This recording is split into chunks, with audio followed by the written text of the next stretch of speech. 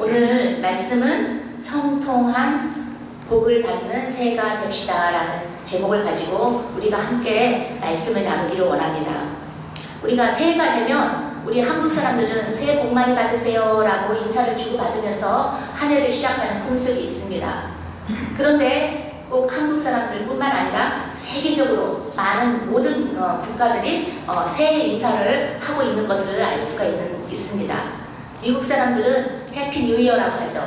그리고 제가 이렇게 인터넷으로 찾아봤는데 그 나라들마다 새해 인사가 있더라고요. 제가 몇 개를 따왔습니다. 근데 스페인어로는 펠리스 아뇨 누에보, 또 프랑스어로는 보나네, 또 중국어로는 시니엔 파이러, 일본어 잘하시는 분 우리 권사님 기억하세요? 일본어로는 신네 이게 발음이 안 돼요. 아카데 시테 오메데토 고자이마스 맞습니까? 너무 어려운 것 같아요. 근데 이거 베트남어는 더 어려워요. 베트남어는 발음이 안 돼요. 쭉뭉남머이 베트남 우리 이쪽에서 그 베트남 분들이 지금 예배를 보고 있는데 오늘 예배 끝나고 나가시면은 쭉문남머이라고 한번 말씀해 보세요. 쭉문남머이. 근데 반응을 하면 우리 발음이 좋은 거고 반응하지 않으면 우리 발음이 나쁜 거예요. 쭉문남머이. 이탈리어로는 펠리치아노 누오보 이렇게 이렇게 새해 인사를 하더라고요. 이외에도 뭐 여러 가지 많이 있는데 제가 발음이 안 돼서 이제 여기까지만 하겠습니다. 그래서 우리가 이렇게 세계 모든 사람들이 새해를 맞이하면서 기쁜 마음으로 인사를 주고받는데 그 나라에 따라서 표현은 좀 다르긴 하지만 그 인사말에 담긴 의미는 같은 것 같아요. 그것은 새해에는 당신에게 많은 좋은 일이 있기를 원합니다 라는 말이겠죠. 예, 우리말로는 새해에 복 많이 받으세요 이런 의미입니다. 새해가 되면서 사람들은 무언가 새로운 좋은 일, 큰 일이 자신에게 생기기를 기대하는 그런 기대하는 마음으로 시작을 합니다. 그래서 이렇게 새해에 주고받는 인사를 하게 되는데 이 새해에 기대하는 것이 뭡니까? 이거를 한마디로 우리가 표현하자면 복이죠. 복. 예. 그래서 우리 한국에서는 복자로 그 한문 복자가 굉장히 모든 것에 다 새겨 있는 거 이런 거를 볼 수가 있습니다. 이렇듯이 우리가 머리를 하늘에 두고 살아가는 모든 사람들은 다 복받기를 원하는 것 같아요. 세상에 살아가면서 복받기를 싫어하는 사람은 아무도 없는 것 같아요.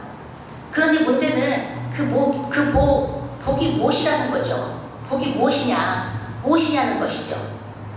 여러분들은 복이 무엇이라고 생각하십니까? 잠깐 생각하는 시간을 갖는 것도 좋겠죠. 나에게 복은 무엇일까? 복은 건강이 없는 사람, 지병이 있는 사람은 건강한 게 복이겠죠. 그리고 돈 때문에 고통받는 사람은 돈을 많이 버는 것, 돈을 많이 가진 것이 복이라고 생각하겠죠. 그리고 또 말썽 부리고 힘든 자녀를 가지고 있는 부모는 정말 착한 자녀, 또 자녀가 잘 되는 것, 이것을 복이라고 생각하겠죠. 또 여러 가지로 또 내가 다니는 직장에서 승진하는 것, 또 내가 하고 있는 비즈니스가 잘 되는 것, 또 좋은 친구들을 만나는 것, 또 좋은 배우자를 만나는 것, 또 좋은 스승을 만나는 것, 이 모든 것들이 사람마다 다 다른 것 같아요. 복에 대한 개념이. 근데 그 복이라는 것은 그 사람의 필요에 따라서 복에 대한 개념이 달라지는 것을 우리가 볼 수가 있습니다. 돈을 가지고 있다 하더라도 우리가 건강을 잃으면 아무것도 아니죠. 그래서 건강이 없는 사람은 갈수록 우리가 나이가 먹어갈수록 건강이 가장 복이라는 생각을 하게 됩니다. 저도 마찬가지이고. 그래서 사람마다 그 사람의 필요에 따라서 그 복에 대한 개념이 달라지는 것을 우리가 볼 수가 있습니다. 그러면 우리가 어디에다 기준을 두고 복을 구해야 되는 거죠? 어디에? 성경. 하나님께서 주신 말씀, 성경에서 우리 복이란 무엇인가에 대해서 정의하고 있는 정의를 따라야지만 우리가 온전한 복이 무엇인가를 알 수 있고 그 복을 구하며 그 복을 추구하며 살 수가 있는 것입니다. 그런데 성경에서는 복이 있는 사람을 어떻게 정의하고 있느냐? 오늘 말씀을 보면요. 복이 있는 사람은 그가 하는 모든 일이 다 형통한 사람이라고 정의하고 있습니다. 그가 하는 모든 일이 다 형통한 사람이다. 네, 오늘 여기 보면 말씀 나오죠? 파워포인트에. 정말 우리가 따로 이렇게 한 가지만 얘기할 필요가 없는 거죠. 건강, 돈, 직장, 비즈니스, 어떤 자녀, 어떤 한 가지만 말할 필요가 없는 거예요. 내가 하는 모든 일이 다 형통한 것. 저 이 한마디로, 이 한 센텐스로 이 복이라는 게 다 정의가 되어 있는 것 같아요. 정말 성경 말씀에 이렇게 복이라는 것에 대해서 이렇게 그가 하는 모든 일이 다 형통한 그런 형통한 복, 이거를 복이라고 정의하고 있는 것입니다. 그래서 성경에서 말하는 복은, 형통은 신학가에 심은 나무가 철을 따라 열매를 맺고 그 잎사귀가 마르지 않는 그런 형통한 복을 말하고 있습니다. 나무가 사철, 물줄기가 잘 흐르는 그 시냇가에 심겨져 있으면 우리가 큰 신경을 쓰지 않아도 아주 싱싱하게 잘 자라게 되죠. 그리고 이파리도 파랗고 꽃도 아주 예쁘고 풍성한 꽃을, 아름다운 꽃을 핍니다. 그리고 열매도 토실토실하고 좋은 열매를 맺게 됩니다. 그것이 봄, 여름, 가을, 겨울 철에 따라서 사철 변함없이 좋은 열매를 맺는 그런 나무와 같은 그런 형통함이 있다는 그런 얘기를 하고 있습니다. 여러분도 새해에는 이런 형통한 복을 받는 이런 2019년 새해가 되기를 주님의 이름으로 축원하고, 저는 정말 저와 여러분들이 우리 LIM 한인 선교회에 출석하심으로 인해서 정말 놀라운 새해 한 해 형통하는 복이 우리에게 임하기를 주님의 이름으로 축원하며 계속 기도하고 있습니다. 그런데 성경에서 형통한 복을 무엇이라고 하는 거죠? 형통한 복. 형통한 복은 도대체 무엇이냐? 성경은 하나님의 자녀들에게 형통한 복은 하나님께서 늘 함께 하시는 것이라고 말씀하고 있습니다. 창세기 39장 2절에서 3절 말씀을 보면, 여호와께서 요셉과 함께 하심으로 그가 형통한 자가 되어 그의 주인 애굽 사람의 집에 있으니, 그의 주인이 여호와께서 그와 함께 하심을 보며 또 여호와께서 그의 범사에 형통하게 하심을 보았더라 라고 말씀하고 있습니다. 우리가 성경에 많은 인물들이 나오는데 형통한 사람 하면은 떠오르는 사람은 요셉이에요. 요셉. 형통한 자 요셉. 범사의 형통함으로 모든 것이 정말 하나님의 은혜 가운데 정말 큰 복을 받았던 요셉을 우리가 생각할 수가 있습니다. 그런데 우리가 알듯이 성경이 말하는 그 형통한 자 요셉의 인생은 어떠했습니까? 요셉이 정말 그 형통한 삶을 살았습니까? 요셉이야말로 정말 어린 시절부터 너무 많은 고난을 받은 사람입니다. 그는 어릴 때 17살 때 한창인 나이에 자기 형제들에게 미움을 받아서 애굽 땅에 노예로 팔려가게 됩니다. 그리고 그 애굽 땅에서 13년이라는 긴 세월 동안 남의 나라에서 종살이를 하면서 살게 됩니다. 이제 막 생긴 그 꽃봉오리가 채 펴기도 전에 꺾어진 것 같은 그런 요셉의 정말 그 불쌍한 인생, 그 한많은 인생이 그 어린 나이에 정말 그 남에게 의해서 무참하게 짓밟히는 그런 인생을 산 사람이 바로 요셉입니다. 그런데 우리가 어떻게 그를 형통한 자라고 부를 수 있단 말입니까? 그러나 성경은 요셉을 가리켜서 형통한 자라고 부르고 있습니다. 성경이 요셉을 형통한 자라고 부르는 이유는 바로 여호와께서 그와 함께 하시기 때문이라고 분명하게 밝히고 있습니다. 창세기 39장 2절 말씀에 여호와께서 요셉과 함께 하심으로 그가 형통했다. 그래서 그로 인해서 그가 섬기는 그 애굽 사람, 그 보디발의 집이 큰 복을 받았다고 이렇게 말하고 있습니다. 만일에 요셉의 인생에 하나님이 함께 하시지 않았다면 요셉은 그저 사람들의 생각에서, 기억에서 지워져 버리는 정말 불쌍한 인생, 노예로 끝나는 그런 그 인생이 한 사람으로 끝났을 것입니다. 그런데 하나님이 함께 하심으로 인해서 요셉은 노예에서 그 거대한 나라 애굽의 총리가 되는 역전의 인생이 된 것입니다. 그렇습니다. 우리는 보잘것없고 연약하지만 하나님이 함께 하시면 우리의 인생이 역전되는 놀라운 기적이 일어납니다. 노예였던 요셉을 그 땅의 총리로 만드신 하나님이 오늘도 저와 여러분과 함께 하심을 믿습니까? 아멘. 아멘. 저는 우리 에나헬 한인 성도교회 모든 성도님들에게 이렇게 요셉의 인생을 역전시킨 하나님이 늘 함께 하시는 형통한 복이 임하기를 정말 원하며 축원합니다. 오늘 하나님이 새해 우리에게 주신 시편 1편 말씀은 우리가 어떻게 형통한 복을 받는 주인공이 될 수 있는지에 대해서 말씀하고 있는데, 우리가 이 말씀을 나누는 동안 성령의 놀라운 역사하신 가운데 우리가 큰 깨달음을 받고 우리 인생도 이렇게 요셉과 같이 역전되는 놀라운 기적을 체험하는 한 해가 되기를 주님의 이름으로 축원합니다. 아멘. 아멘. 우리가 하나님이 함께 하시는 형통한 복을 받는 사람은 우리 시편 1장 1편 2절 말씀에서 복이 있는 사람은 오직 여호와의 율법을 즐거워하며 그의 율법을 주야로 묵상하는도다 라고 말하고 있습니다. 그래서 우리가 하나님과 늘 함께하며 형통한 복을 받는 자로 살아가기 위해서는 늘 하나님의 말씀, 여호와의 말씀은 우리가 가지고 있는 성경이죠. 성경을 늘 읽고 또 그 말씀을 묵상하며 살아야 된다고 말씀하고 있는 것입니다. 요한복음 1장 1절 말씀을 보면 태초에 하나님이 계시니라. 이 말씀이 하나님과 함께 계셨으니 이 말씀은 곧 하나님이시니라 라고 말씀하고 있습니다. 그래서 우리가 하나님의 말씀, 그 성경을 늘 즐거워하며 주하여 묵상할 때 우리는 하나님과 동행한다고 이렇게 말씀하고 있는 것입니다. 왜냐하면 말씀은 곧 하나님이시기 때문입니다. 그래서 우리가 성경을 읽는 시간, 말씀을 묵상하는 시간, 성경 공부를 참여하는 시간, 이렇게 성전에 나와서 하나님의 말씀을 듣는 시간, 이 모든 시간들이 곧 우리가 하나님과 함께하는 시간들입니다. 오늘 이 자리에도 우리 하나님께서 우리와 함께하고 계십니다. 그래서 우리가 말씀을 통해서 또 예배를 통해서 또 기도를 통해서 또 하나님과 동행하는 시간을 많이 가지면 가질수록 우리는 형통한 복을 받는 사람이 될 수 있다는 것이죠. 우리 그리스도인들이 받은 가장 큰 선물은 성경입니다.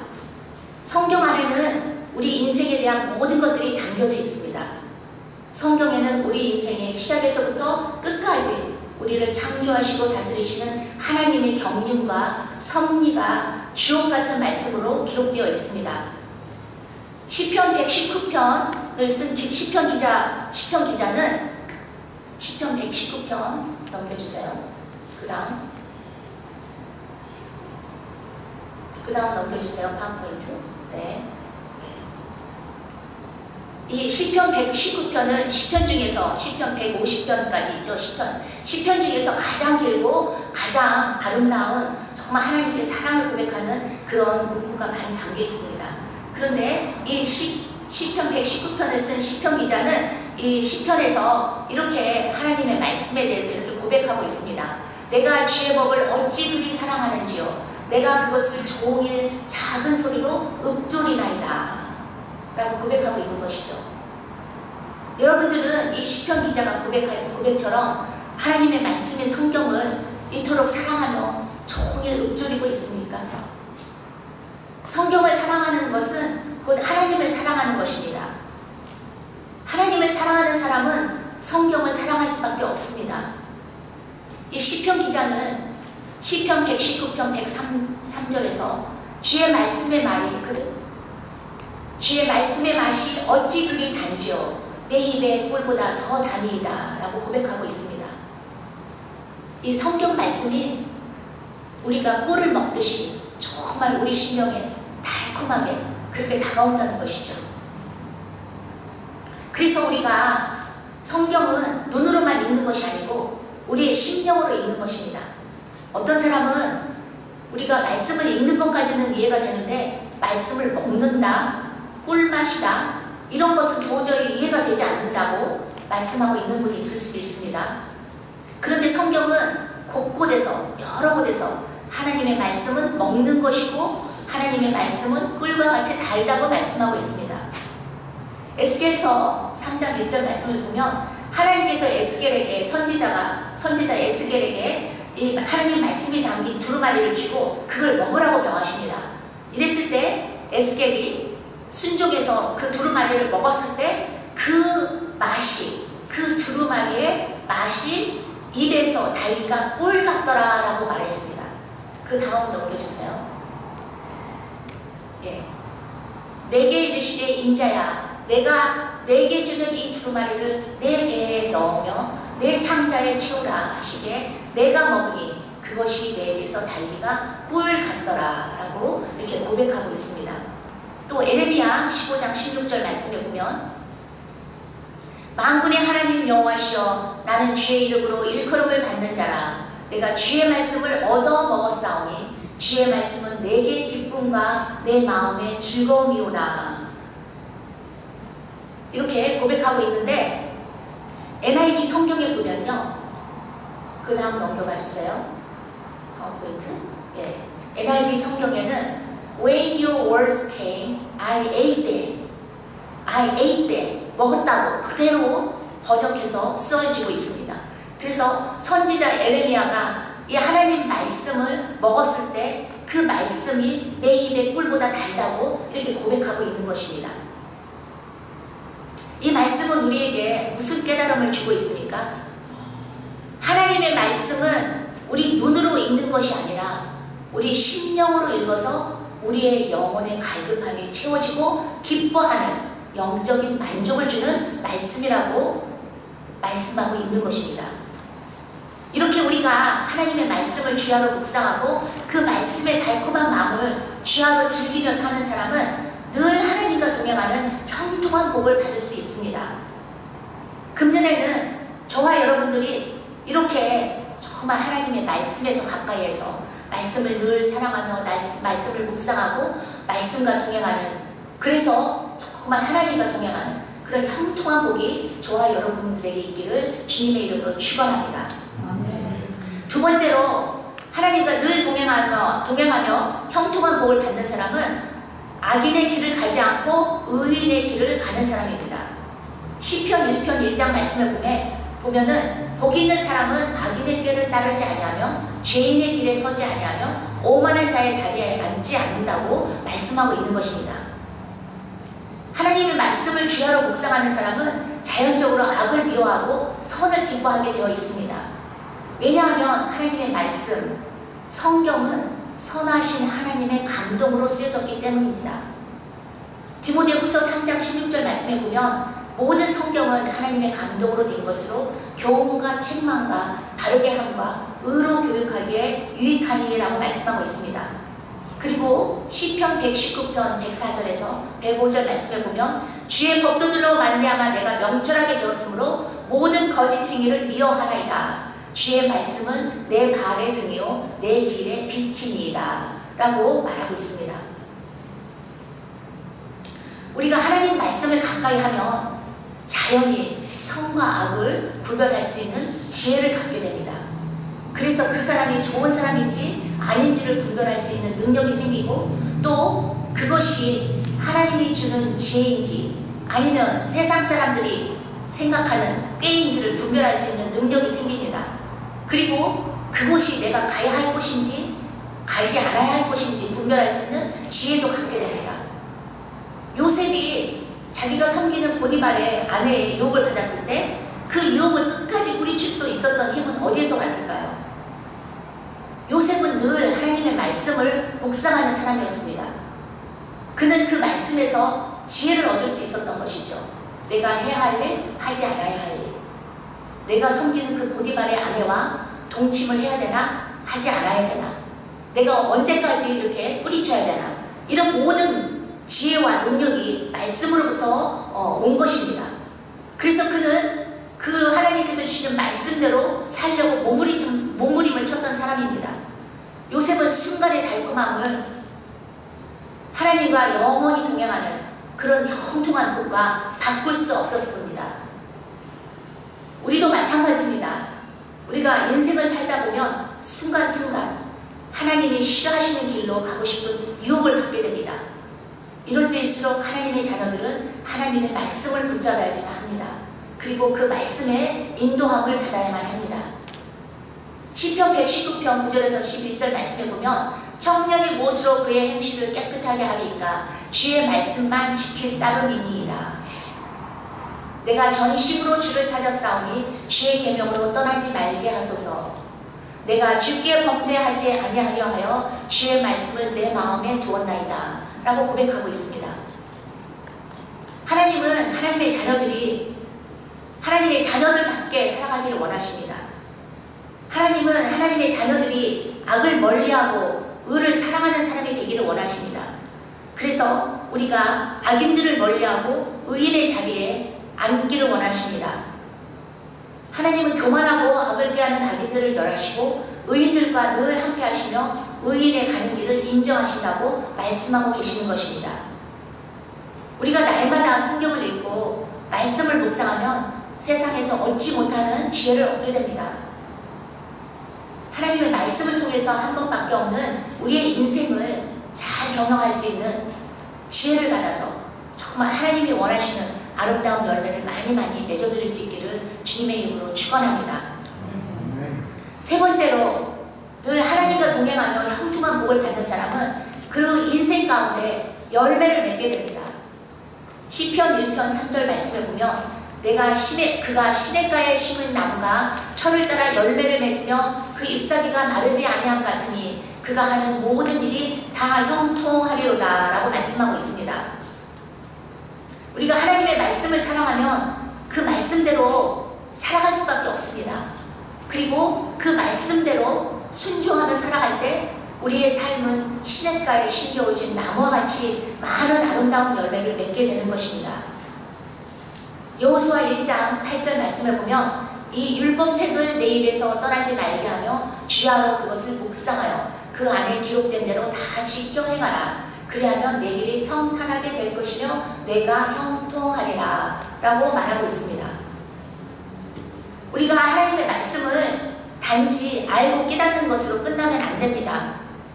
하나님이 우리에게 말씀을 주신 이유는 하나님의 자녀들이 그 말씀대로 살라고 주신 것입니다.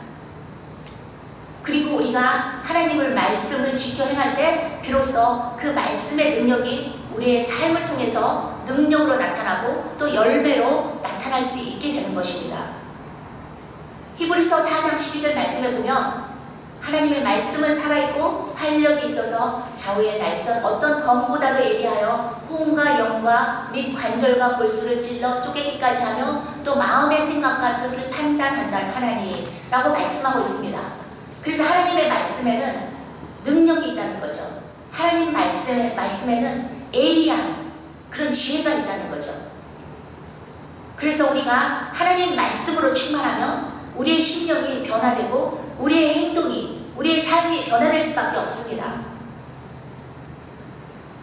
그래서 하나님의 말씀으로 충만한 사람은 그의 삶을 통해서 하나님이 기뻐하시는 아름다운 열매를 맺어줄 수 있게 되는 것이죠. 그럼 우리가 말씀으로 충만할 때 맺어지는 열매는 무엇입니까? 말씀으로 충만할 때 맺어지는 열매는 바로 갈라디아서 5장 22절에서 23절의 말씀에서 나오는 성령의 열매를 말하고 있는 것입니다. 갈라디아서 5장 22절에서 23절 우리 성령의 열매를 함께 합독하도록 하겠습니다. 시작! 오직 성령의 열매는 사랑과 희락과 화평과 오래 참음과 자비와 양성과 충성과 온유와 절제니 이 같은 것을 금지할 법이 없느니라. 아멘. 그래서 우리가 말씀으로 충만하고 우리가 말씀을 행하여 지켜 행할 때 또 우리가 하나님의 인도하심을 따라갈 때 형통한 복이 임하는데 이 형통한 복이라는 건 바로 이 9가지 성령의 열매라는 것입니다. 성령의 열매 9가지 눈 감고 우리 외워보도록 하겠습니다. 시작! 사랑과 희락과 화평과 오래 참음과 자비와 양성과 충성과 온유와 절제. 이 한 가지 한 가지가 참 얼마나 귀하고 아름다운 그 뜻이 담겨 있는지 모르겠어요. 우리가 정말 하나님의 자녀로 이 땅을 살아갈 때 평생도록 하나님께서 우리에게 원하시는 열매는 바로 이 9가지 성령의 열매입니다. 사랑과 희락과 화평과 오래 참음과 자비와 양성과 충성과 온유와 절제. 이 9가지를 이 9가지 열매를 우리 인생에서 정말 하나님 앞에 서는 그날까지 맺을 수만 있다면 우리는 성공한 삶을 산 사람입니다. 우리의 인생은 형통한 복을 받은 사람입니다. 여러분들은 어떠십니까? 이 중에서 몇 가지를 이루고 계십니까? 이 중에서 무슨 열매를 맺고 계십니까? 다 맺고 계십니까? 9가지? 그분은 이제 하나님 앞에 가실 준비가 되신 분이에요. 그래서 우리는 우리의 인생 가운데 이 열매를 맺기 위해서 이렇게 주님을 사랑하며 주님의 말씀을 늘 묵상하며 주님과 함께 동행하며 이렇게 주님이 원하시는 이런 신앙생활을 해야지만 하는 것입니다. 요한복음 15장 4절 말씀에 보면 너희는 내 안에 거하라 나도 너희 안에 거하리라. 가지가 포도나무에 붙어있지 아니하면 스스로 열매를 맺을 수 없음같이 너희도 내 안에 있지 아니하면 그러하리라 라고 말씀하고 있습니다. 우리가 우리 주님 안에 거할 때 우리 주님과 늘 동행하며 말씀 가운데 동행하며 말씀을 묵상하며 우리가 정말 주님이 내 안에 거하고 나는 주님 안에 거하고 이렇게 늘 주님과 동행하는 이런 삶을 살아갈 때 우리가 이 열매, 이 9가지 성령의 열매를 맺을 수 있다고 말씀하고 있는 것입니다. 그래서 우리가 이렇게 세상 일이 바쁜 건 우리가 다 그 인생을 살아가니까 어쩔 수 없는 이건 인생이지만요. 우리가 바쁘다고 그래서 일주일에 한 번 그냥 나와서 1시간 예배드리고 그냥 성경을 어디다가 그냥 처박아 놓고 다시 또 주일에 성전에 나올 때 성경 들고 이렇게 나오는 거 이거는요 참 하나님께서 기뻐하시지 않는 이런 신앙생활입니다. 그리고 열매를 절대 맺을 수가 없어요. 그리고 우리는 복받기를 원하죠. 그럼 복받기 위해서는 하나님과 동행해야지만 복을 받을 수 있다고 이렇게 말씀하고 있는데 내가 하나님과 동행하기 위해서는 꼭 말씀이신 하나님이신 말씀 그 말씀과 늘 함께 해야지만 하는 것입니다. 그래서 내가 복받기를 원하면 늘 하나님 말씀을 묵상해야 돼요. 늘 하나님 말씀을 읽고 묵상하고 늘 하나님께 기도하고 이런 그 하나님을 가까이 하는 삶을 살아야지만 하나님께서 기뻐하시는 열매를 맺을 수 있고 또 우리가 형통한 복을 받을 수가 있는 것입니다. 우리가 주님을 영접하고 하나님의 자녀가 된 후에도 늘 주님 안에서 거하는 삶 말씀을 사랑하고 말씀을 가까이 하고 말씀을 묵상하고 이렇게 이런 주님과 늘 동행하는 삶을 살아야지만 우리 인생 가운데 이런 9가지 성령의 열매를 맺을 수 있다고 하나님은 말씀을 통해서 우리에게 교훈을 주고 계시는 것입니다. 사랑하는 성도 여러분, 이제 말씀을 정리하겠습니다. 하나님은 저와 여러분에게 2019년 새해 한 해에도 형통한 복을 주시기를 원하십니다. 하나님이 말씀하시는 이 형통한 복은 하나님이 우리와 함께 하시는 그런 복입니다. 하나님이 함께 하시는 복은 세상의 기준으로 측량할 수 없는 더 높고 더 깊은 가치가 있는 복입니다. 하나님이 우리와 함께 하시면 우리의 인생은 시냇가에 심겨진 나무같이 하나님이 기뻐하시고 우리의 영혼이 만족하고 기뻐하는 많은 성령의 열매를 맺을 수 있게 됩니다. 우리가 이렇게 열매 맺는 형통한 인생이 되기 위해서는 하나님의 말씀인 성경을 날마다 읽고 그 말씀을 귀하로 묵상해야지만 하는 것입니다. 그리고 그 말씀을 우리의 삶에 적용하고 실천하며 살아가는 것입니다. 성경 말씀은 우리에게 인생을 지혜롭게 살아갈 수 있는 지혜를 줍니다. 그리고 또 우리의 인생을 통해서 성령의 놀라운 능력과 힘도 공급해 줍니다. 그래서 우리의 인생을 지혜롭게 경영하며 살기 위해서 우리는 늘 말씀을 가까이 하고 읽고 묵상하는 삶을 살아야지만 하는 것입니다. 2019년 새해에 저와 여러분들에게 하나님의 말씀을 더욱 사랑하는 정말 그런 은혜를 주님께서 베풀어 주시고 또 그런 감동을 주시고 또 하나님의 말씀을 통해서 하나님과 늘 동행함으로 늘 범사에 형통하는 복이 저와 여러분들에게 임하기를 주님의 이름으로 축원합니다. 아멘.